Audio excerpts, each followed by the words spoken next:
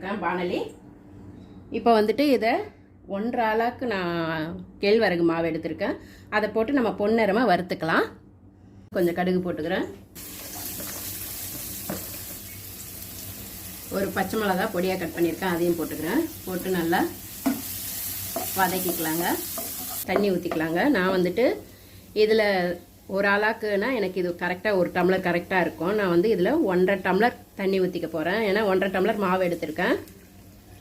இதுக்கு தேவையான அளவு சால்ட்டு போட்டுக்கிறேன். ஒரு 3 பத்தை இருக்கிற மாதிரி தேங்காய் இந்த மாதிரி மிக்சியில் துருவிக்கிட்டேங்க. நல்லா கலந்து விட்டுக்கிட்டு இப்போ நம்ம வறுத்து வச்சுருக்க அந்த ராகி மாவையும் இதில் போட்டுக்கலாம்.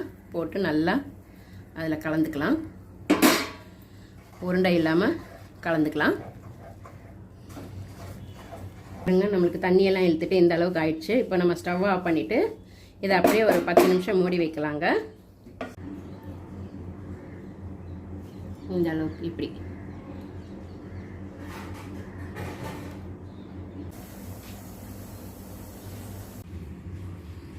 பாருங்க, எவ்வளோ சாஃப்டாக வந்திருக்கு. நம்மளுக்கு இது நல்லா ஆறுனா கூட ரொம்ப நேரம் ஆனாலும் இதே சாஃப்டோடு இருக்கும், கெட்டி ஆகாமல்.